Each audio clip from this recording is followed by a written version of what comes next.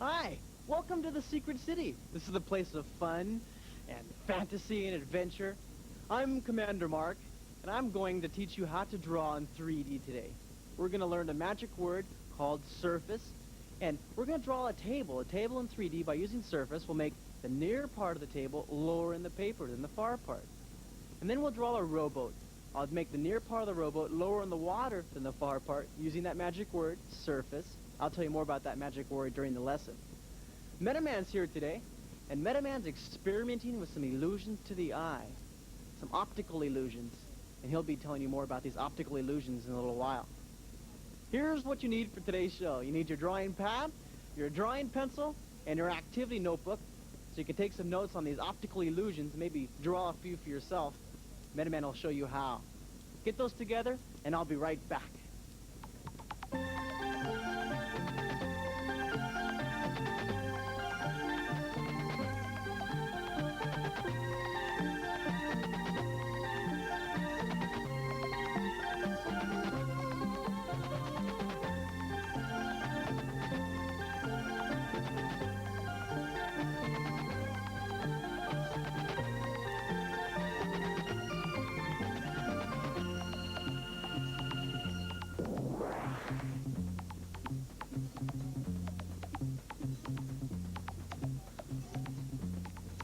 So you have your paper together and your pencils are sharp and you're ready to draw, right?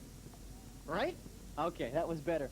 Well, we're going to draw the table, as I told you, and then we'll go to the rowboat. But first of all, let's draw a foreshortened circle with some thickness. Just our little warm-up exercise for today. We'll take our hands, we'll loosen ourselves up, take a deep breath, get ready to conquer this piece of paper with your pencil, this flat surface. Start with a foreshortened circle right here, a nice dark foreshortened circle, almost pointed on the ends, and close together in the middle. 2 vertical lines down from the side of the foreshortened circle, and then curve the bottom. There'll be a small coin laying on its side right here. Notice how the bottom curves just a bit more than the top. Shade the left side dark, blended shading as it moves across.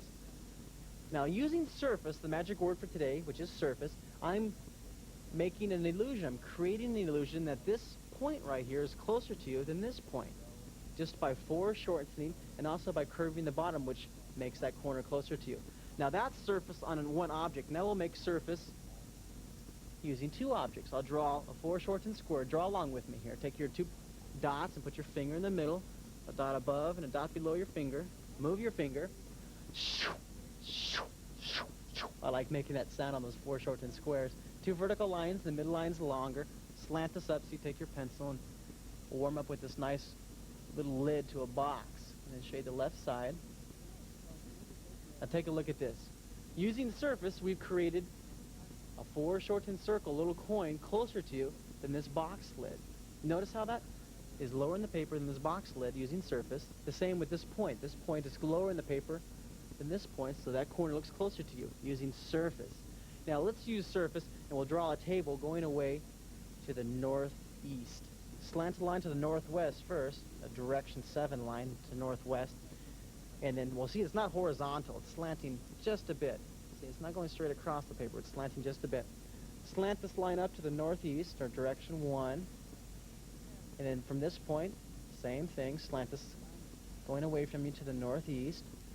A vertical line here, a vertical line here. And I probably should finish the back part of the table before I go on. So match this line right here, take your pencil, and draw that same slant.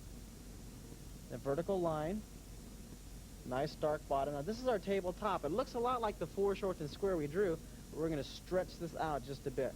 Now we'll draw the leg for the table, and you can make it a fat leg or a skinny leg. It's up to you. You can do anything you want to your drawings. You can use your imagination and do anything you want. But I'm going to make mine a chubby, chubby little leg, a fat, short stump of a leg, and then slant a guideline here in direction 1, direction 7 actually, because see it's going up to the northwest, and this is northeast, so a slant line, a guideline to the northeast. Come in a little bit on the overhang. Don't draw straight down, but move in just a bit before you draw that back leg. It's thinner than this leg because it's further away. It's a little bit smaller, but it touches the bottom of this guideline, and then curve the bottom. I'll draw another leg, not from the corner here, but move in just a bit, draw a vertical line, curve the bottom, another vertical line back here. It's a little bit fatter than this one, but not as fat as the near one that's closer to you. Now notice surface, The near leg is lower in the paper than this far part. Now I'll use my shading pencil, shade the left side. I'm going to use that overhang again. When we drew the simple table, we shaded the post darker right underneath where the table overhung. Now look at this. Make sure it's nice and dark in there. Lighter and lighter as it moves across. Hello, Commander Mark. Well, hello, Meta Man. How are you today? I'm just doing really fine. What are you doing there? I'm creating some illusions on the paper.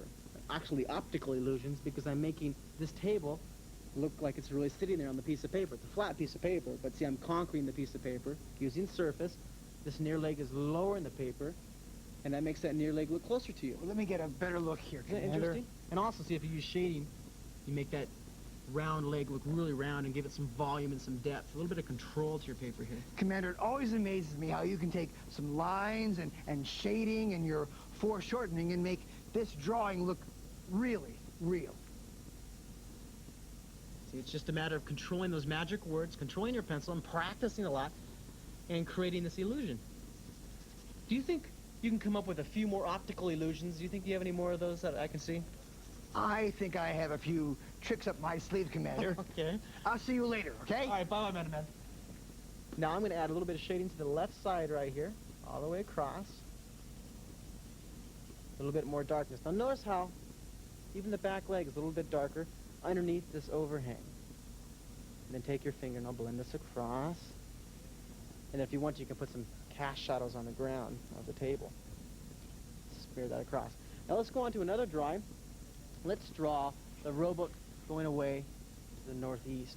Slant this line first to the northwest, or direction 7. Curve the top of the rowboat. This is going to be the end of it. Now from this point to the end of the rowboat, you'll start from this point, and you don't curve this way, you almost curve the opposite way, but it's still going up in direction 1 or to the northeast. Let me see, I'm taking aim here. I'm concentrating, trying to make sure I hit this. Okay. You can go over it and over it. Make sure it's a nice, dark, straight line. I'll get my dark pencil here so you can see what I'm doing. Straight down here, and again, you can slant in from this point. Just see if you come straight down, it makes your drawing look so stagnant. If you slant in just a bit, it makes it a little more interesting. And this is my end point here. See, nice, loose, sketchy drawing. Just relax with your pencil, enjoy it, have some fun. A light line later on, I'll come in, I'll draw some water ripples flashing up onto the side of the boat. We'll curve the bottom here, then I'll draw a seat inside the rowboat. Draw this line going in direction 1 or to the northwest. Slant this across right here. Now notice I'm also using surface right here. This point is lower in the paper than this back point, so that makes that seat look closer to you, this front part, than the far part. Draw some thickness, shade the left side all the way down, shade the left side down right here. And then we'll draw the bottom of the boat going across here. Of course, I grip my teeth when I start doing this because I shade nice and dark inside here. Really dark up near the point, and I'm going to even define this point darker so you can see. Nice and dark, and it gets lighter and lighter as it moves out. You can use your finger. Lighter and lighter. And then we'll draw some water ripples.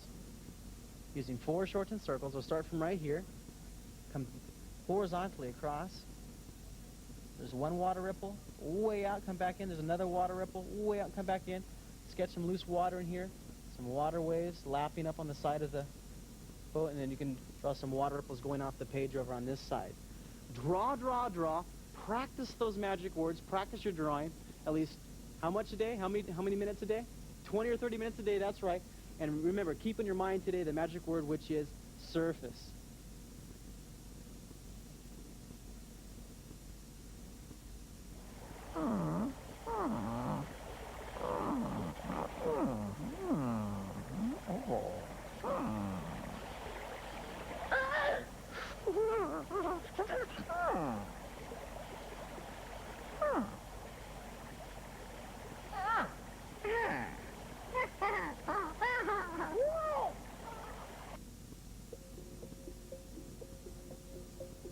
You like to draw, right?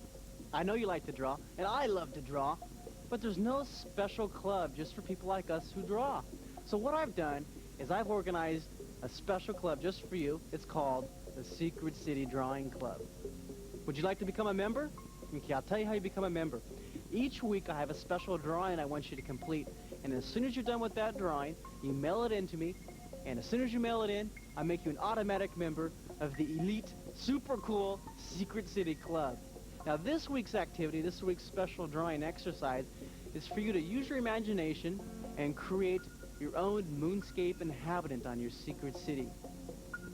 Okay? You can make a robot, or you can create some kind of creature or dragon or dinosaur or whatever you would like to live on your moonscape. Now I have some examples here. Take a look at this fellow. This is by Tom, and Tom wrote Freaky Fred on the top of his drawing, and he created his moonscape inhabitant with it, which has some hair, and he's zipping across the paper, and he's on his moonmobile, his little skateboard shape. His little dust cloud back there. Let me show you another one. Take a look at this one. Holly sent this one, and she was 9 years old. Take a look at this moonscape inhabitant. It looks like a fluffy bear or a real soft bug. You like that? Want to see another one? Okay. Well, this fella right here, Ricky, he was 9 years old too. Take a look at this. He has two inhabitants. He has a fish that looks like a piranha. Okay? And he wanted to create some kind of ocean on his moon. He thinks that there's going to be water on his moonscape. And so he did. He added a whole ocean, then he added a diver in there. Some kind of a monster searching through the water. And I have one more for you, a little robot shape. Take a look at this one. Okay. Finish your moonscape, and as soon as you're done with your creature, send it into, you ready for the address? Secret City Club, Post Office Box 444, Moraga, California, 94556. So, you say you have a problem with your eyes. You tell me that you're having difficulty understanding what you see. Your eyes are confused. Maybe you need glasses. No. Your problem is optical illusion. Optical illusion.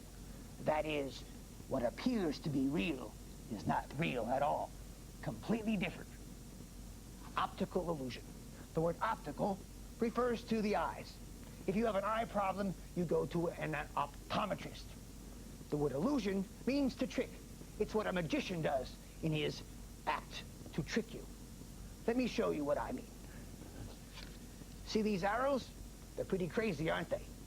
Look carefully at these bars right here. These horizontal bars. Tell me which bar is longer. This bar over here, or this bar over here? Did you guess? I bet most people said it was this bar over here. If you guess this bar, then you're wrong. If you guess this bar, you're still wrong. Why? Because both of these bars are exactly the same length. You don't believe me? Look. I've attached to the back of these bars a 12-inch ruler. Yes, they're both 12 inches long. How does it work? Let me show you. On this bar, we have attached these little feathers that go away from the center. These lines go out. They make your eye go away from the middle part of the bar here. That makes it appear to be longer. On this one, these little feathers or these lines go in towards the center, and that tricks your eye to believe that this bar is shorter. An optical illusion. The exact same length. Let me show you another one. On this diagram right here, we have down in the corner this line. I call that A. On the top over here, we have two other lines. We have a line with a star, and we have a line with a little triangle. Now, looking at these two lines, which one would connect with the line over here, line A? Is it the star line, or is it the triangle line? Now, most people will say it's the star line. Is that the one you guessed? If it is, you're wrong again. It's the bottom line, the triangle line. Let me show you. See, that connects with the line at the bottom of the page. Now, why? Because these two parallel lines in the center of our diagram confuses our eye and tricks us. Let me show you another one. Here we have an interesting picture. I'm going to cover half the picture up with my red piece of paper here, and you notice that we have 3 cylinders. 1, 2, 3. Now, carefully watch. On this part of the picture, we have 2 bars, or sort of a square horseshoe, a magnet. How can that be? Because here we have 3 cylinders, and here we have 2 bars. An optical illusion. How did I do that? Let me show you. Right here, I have drawn more thickness, more depth, and that tricks your eye. Let me show you another example. This is a whole page of cubes. Now, if you look carefully on top here, at this point, the yellow point right here, it appears that this is the lid. Look right here, stare at it. That's the lid of the box. Now, carefully look at this point right here. And now imagine it's the bottom of the box. Keep staring. And that is an optical illusion. Metaman, this is fascinating. I was looking right here at this point, and then it popped out at me, and then suddenly it went back in and it popped out again. It really tricks the eye, doesn't it, Commander? Optical illusion. I brought something with you I wanted to show you. This right here looks like a solid tube, doesn't it? Yes, it does. Okay. Well, see, drawing in 3D is an optical illusion in itself, because, see, you're distorting the images on the paper to make them appear to be 3D. Now, what I'm going to do is I'm going to take a solid tube right here, and I'm going to make it hollow. Take a look at this. I'll put my paper down, and I'll draw some curves going the opposite way, and I'll add some shading to the inside of the tube, from dark to light, blend it down, and look what happens. It makes the tube suddenly look hollow. Well, that's really fascinating, Commander. Looks like I could actually stick my finger right up that tube. Want to see another one? Sure. Okay. Here's a pair of legs, leg A and leg B. Now, using this idea of making an optical illusion, I'm going to create the illusion that leg A comes towards you and leg B will go away from you. Now, take a look at this. I'll add some by lines, just drawing lines. I'll make leg A come towards you. Now, draw leg B going away from you. Optical illusions are fascinating. You see what happens? Leg A comes towards you, and leg B goes away from you. That really works. That really works. That's really interesting, Commander. Drawing in 3D is really fun, optical illusion in itself. Well, this is fascinating. I'm going to go over to the gallery right now. Secret City Gallery is really an exciting part of the show because I get to see how the students are drawing all over the country and how their skill level is jumping. Take a look at how Dawn's drawing. Now, what she did was she took 2 pieces of paper, 8.5 by 11. She taped them up, and I put the top half of this 8.5 by 11 piece of paper here and the other half on the other side. And she made a secret building stretching into 2 buildings. She started right here with some nice shading, put a pyramid on top, came down, and did some really fancy landing pads right here. And she even drew a little music store right here. Look at the little rock music or classical music playing out of the music amplifier. And then she has an airport, and she has an elevator. Now see, here's her elevator wire right here. See that elevator wire? Well, that continues down right through off the paper, and I'll spin the gallery, and take a look at this. The elevator wire continues down past the flying saucer, and it comes down into the shopping mall. And you see she has a grocery store, and she has a water company. This is really using her imagination. So her name is Dawn, and she was, let me see here, 5th grade is what it says, 10 years old. And nice drawing, little swing set on there. This is really good. Let me see another drawing. This is how Erin started drawing. Before she learned that magic word today, which is surface, she drew an airplane and a tree and her donut. It looks like a chocolate donut. And look at that cute little pig, little tail right there, her rowboat, and her nice house. See, she even used surface right here a little bit without even knowing it. She drew this part of the house lower than the far part. Now take a look at this. This is Erin, the same girl, about 26 days later. Look at this. She practiced a lot. She drew. She practiced the surface and shading and foreshortening. And look at this beautiful drawing from the top right here. You see the light for the city and the tube. That comes all the way down. There's nice windows and doorways and archways and ramps, all kinds of exciting things.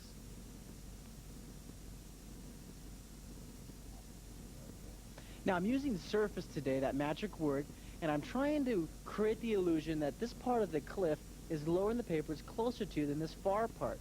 You see, I even drew a pier here and made the near part of the pier look closer to you. Now, I'm going to make these mountains going back into the distance of my little island out in the middle of my planetscape. I'm working on the planet area of my secret city mural today. And I'll draw this little cliff, and then I'll overlap and move up a little bit, and I'll draw another little edge coming down into the water. See, it curves right into the water, and I make little ripples like the water's just hitting and slapping up against the rocks right there. And then I'll draw one more rock back here. And now, it doesn't really look complete until you add some shading. I'll make it really dark underneath the pier, underneath the overhang. Take your pencil and just really grit your teeth and plow into that. Did you know one of the best and most elaborate optical illusion artists that we've ever seen in this country is M.C. Escher. He does some very, very incredible optical illusions. If ever you get a chance, you should take a look at some of his optical illusions. He has a picture of a hand drawing another hand, and another illusion of water that never runs downhill, it runs uphill. It's really interesting, and it looks like it's running downhill, but it's an optical illusion. Now I'm going to make a little tunnel right here, a little cave inside this, and then I'll take my lighter pen and add some more shading. You see how it really makes this pier overhang, and it makes this look like you can swim right underneath the pier, right along the cliffs right here. So probably all the nice little crabs and crawdads live right next to this. And I'll add some more detail in here. See, I'm using that scribble technique to add some detail to this. This is one of my favorite parts, is when I get to draw on the mural, because I get to use all my imagination, all my ideas that I thought about for the whole day, and add them onto this giant project. You can do a project just as big as this if you want to.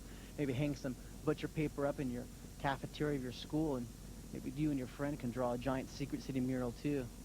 I'm going to draw a little bit of color on the side right here, a little bit of darkness. Make it nice and dark underneath there, like you can reach your hand behind that cliff, and then add a little more back here. This is really fun. Make sure you have plenty of different styles and shading of pencils.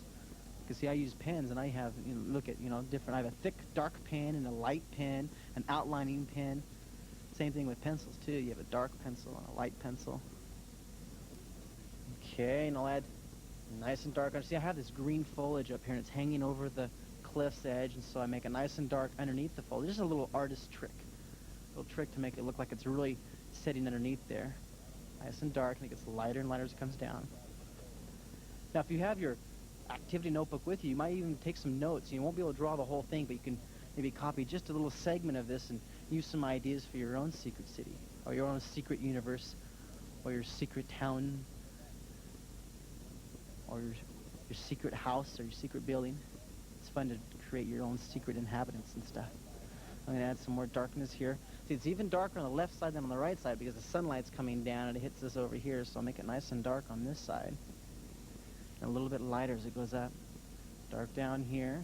In fact, I'm going to make it a little bit darker underneath this overhang. I don't think that I gave the effect of that overhang quite dark enough. So I'll grit my teeth. Okay, I told you, when you shade, you're going to chuckle. Hello, Commander Mark. Hello, Metaman. How did you get down there? Well, I took the pathway down, Commander. You mean you took this pencil-in sketch pathway up here, huh? Yes, it was very hard to see. I would say so. It's not even drawn in completely. I guess it's kind of like a foggy day in the secret city, huh? Yes. How is the weather down there? Boy, it's quite nice. The lake is a wonderful orange, but it's very, very warm. I think I'm going to take a swim. Wait, don't jump in yet. I wanted to point out something to you. You know what? You talked about optical illusions today, right? Yes, Well, you're an optical illusion right now. You're an illusion on top of another illusion. I am. How does it feel to be part of an illusion? I don't know. Pretty warm right now, Commander. Well, don't jump yet. I know you want to go into swimming, but take a look over your left shoulder. Over my left shoulder? Uh-huh. But, well, I gave you the wrong directions. I meant look over your left toe. How's that? Right there. Yeah, there you go. So look at that post. You notice how I drew that post lower in the paper? I used that magic word, surface, and I wanted to make that post look like it's closer to you. And see, it's an optical illusion. It looks closer to you. That it does. And you're an illusion on top of the illusion. I guess I am, Commander. I'm going to go into the water now. Okay, you have a good swim. Bye-bye. Bye-bye. You're getting my drawing all wet, Metaman. Well, I'm going to go ahead, and I'm going to add some shading along the left side. Now, nice and dark. This is one of my favorite parts, is when you get to take your pen or your pencil and really darken in the overhang so it looks like it's sitting underneath, and then you take your other pen and you kind of blend it in a little bit. You can use any medium you want for drawing. You can use paint, or you can use watercolor, or you can use chalk, Or pencils. Pencils are real fun to work with because you can blend them with your finger. And then I'm going to draw another cliff right here, and then I'll draw another tunnel shape. I'll turn this into another cliff, and then I'm going to draw a thickness right here on this inside, and it just comes right out into the water.